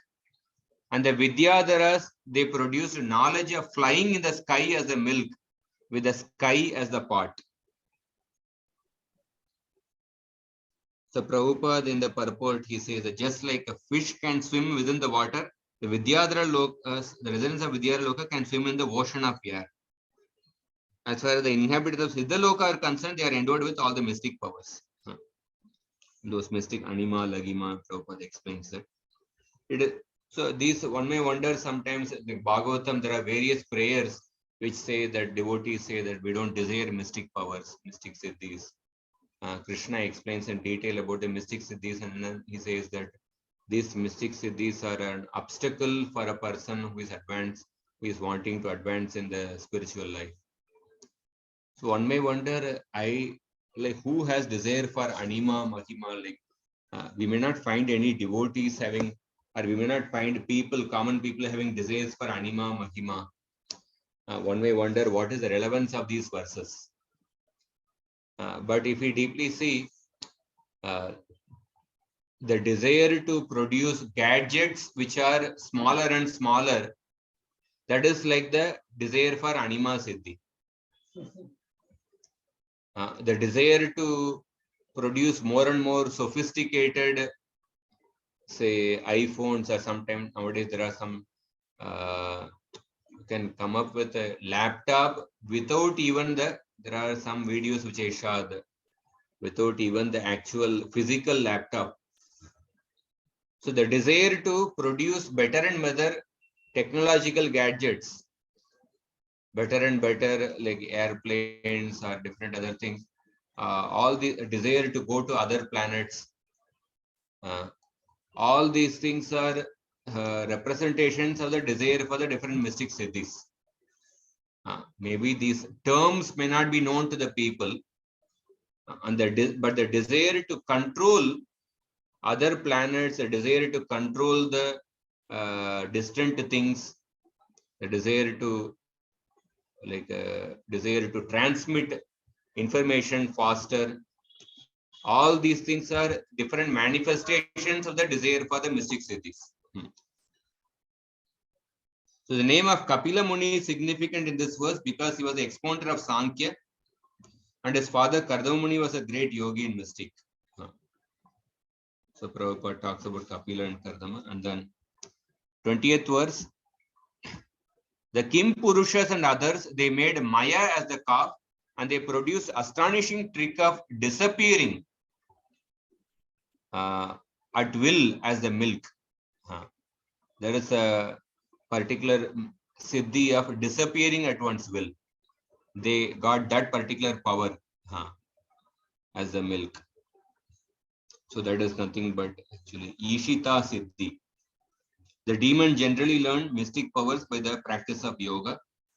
The Dashama Skanda, there is a vivid description of, if you see in the Krishna Leela, the different demons, they had these mystic siddhis. So Bakasur appeared before Krishna and is covered by friends as a gigantic crane. So while present on this planet, Krishna had to fight with many demons who could exhibit the wonderful mystic powers of Kimpurusha Loka. So although the inhabitants of Kimpurusha Loka are naturally endowed with such powers, one can attain these powers on this planet by performing different yogic practices. Yakshas, Rakshasas, ghosts and Pishachas, who are eaters of flesh, they made Shiva as the calf and produced liquor made of blood in a skull. So, if you remember, we also discussed one verse in the last chapter, how Prithu Maharaj would satisfy the needs of all the living entities, all the prajas. The word Raja called Ranjayati iti Raja, one who would please all the living entities. So because of Prithu Maharaj, people from all over the universe, different groups of people, they also got the necessities fulfilled. Gopitaya Jagat Srishti, there's a verse which comes in 22nd chapter, how Prithu Maharaj actually fulfilled the desires of all the living entities. So that is, we can see in this particular chapter. And the snakes without hood, scorpions and the snakes with hoods, they made Takshaka as the calf and they produced poison as the milk with their mouths as the pot. Well, one point Prabhupada says Shiva is called as Bhutanatha, the master of the ghosts. The master of the ghosts. Rudra was born from between the Brahma's eyes, and Brahma was angry at the four Kumaras. So, and in the purport about the snakes, Prabhupada says that the point is that everyone is taking his eatables from the planet Earth. So according to one's association with the material qualities, one develops a certain type of character. If one feeds a serpent milk, the snake will simply increase his venom. However, if one supplies milk to a talented sage or saint, the sage will develop finer brain tissues by which he can contemplate higher spiritual life. So these verses also confirm the Upanishadic verse, Nityo Nityanam Chetanas Chetananam Eko Bahunam Yo Vidadati Kaman. The one Supreme Lord is maintaining all other living entities. So when we see Srimad Bhagavatam is the natural commentary on Vedanta Sutra. Vedanta Sutra is a summary of the Upanishads. So different episodes in the Bhagavatam, they actually contain the different Upanishadic verses. So this episode, this chapter in the Bhagavatam, it can be mapped to the Upanishadic verse, Eko Bahunam Yo Vidadati Kaman. The one eternal, the one Supreme Lord in maintaining the necessities of all the eternals. So in that sense, the Upanishads and the Vedanta Sutra are contained within the Srimad Bhagavatam. The Upanishad and the Vedanta Sutra, they are contained in the Krishna Leela and in the different Leelas of Krishna in the different avatars. But in the Vedanta Sutra and the Upanishads, you can't find a Krishna Leela. So that is the difference between Vedanta Sutra and the Srimad Bhagavatam. Srimad Bhagavatam contains the Vedanta Sutra and the Upanishads.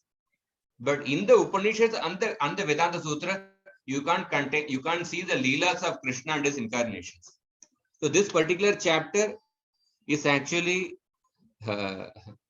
is an elaboration of this Upanishadic verse, Yeko Bhakunam Yo Vidadati Kama.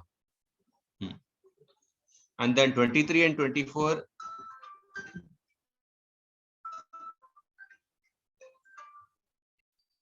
Explain.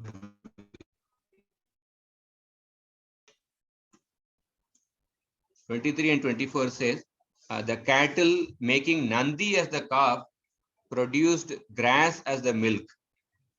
And carnivorous animals, they made a lion as their calf and produced the flesh of other living beings as the milk, with the forest as the part. The birds making Garuda as the calf produced insects and fruit as the milk, with their stomachs as the part. So how the different four-legged animals, they got their food grains, different types of, there are many carnivorous birds descended from Garuda. Indeed, there is a particular type of bird that is very fond of eating the monkeys. The eagles are fond of eating the goats. Therefore, all these different beings, they got their food grains. And the trees, they made a banyan tree as the calf. See, banyan tree is always glorified in the Shastra. Krishna says that Ashwatta Sarva Vrikshana. Among the different trees, I am the banyan tree. Urdhva Moolam Adashakam Ashwattam Prahuravyayam. The material world is compared to a banyan tree, Ashwatta. Ashwatta means Ashwa plus Ta. That which will not exist tomorrow. Shwa means tomorrow, Sta means existing. Ashwasta, that which will not exist tomorrow. Because material world is temporary, therefore material world is particularly compared to Ashwatta tree. So Ashwatta is a potency of the Lord, is a vibhuti of the Lord. That is why one of the items of sadhana bhakti refers to like worshipping the Ashwatta tree. So here the trees made the Ashwatta tree as the calf and they produce the sap as the milk. So every species, they made the best among those species as the calf. The Daityas, they made the best among them, Prahlad as the calf. The sages, they made best among them, Brihaspati as the calf. So every species, they made the best among them as the calf. And the trees got a sap as the milk. The mountains made Himalaya as the calf, and they produced various minerals with the plateau as the part.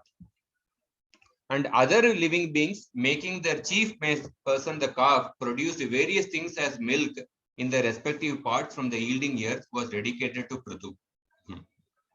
So Prabhupada says that, he again quotes, Eko Bahunam Yo Vidadati Kaman. So on the basis of these descriptions, how can one assume that there is no living entity on the moon? So Prabhupada tries to bring out different lessons. He says that there is life on other planets also. So every planet produces different types of food according to the needs of the residents. So it is not true that the moon does not produce food or that no living entity is living there. So then in this way, Prithu and others who eat the food milked different milks, their desired foods from the earth with the different parts and different calves. 28th verse. So Prithu became fond of the earth, who supplied all the foods. The earth supplied the food for all the living entities. So therefore, Prithu Maharaj became very affectionate to the earth, and out of affection, Prithu Maharaj made Prithu as his daughter. So it was inappropriate to make Prithu, the earth, as the wife, because Prithu Maharaj milked the earth. for food with his own hands. So you don't actually deal with that in that way with the wife. So therefore, Prithu Maharaj considered earth as the daughter. It was inappropriate to take her as his mother because since he threatened to punish her with his arrows in his hand. So it is inappropriate to take her as the mother because you don't punish the mother. And it is inappropriate to take earth as the wife because he milked the earth. So suppose if the Prithu Maharaj had considered earth as the wife or as the mother, then it would have been a rasabas. It would be an instance of the rasabas. Therefore, the acharyas clarify this. This is different places. The acharyas they actually clarify. Like Balramji, when he danced with the gopis, he says that these gopis were different set of gopis apart from the gopis with whom Krishna danced. If they were the same gopis as Krishna had danced, there would be an instance of rasabas. So therefore, the acharyas clarify that if Prithu had accepted earth as the mother or as the wife, then it would have been rasabas. So he considered earth as the daughter. And finally, when affection appeared, he took suitability her as his daughter. So it is 12:12. So I'll stop here. So we have 4 more verses in this chapter, which will finish tomorrow, and then we'll take up the 19th chapter. If anybody has any questions or comments?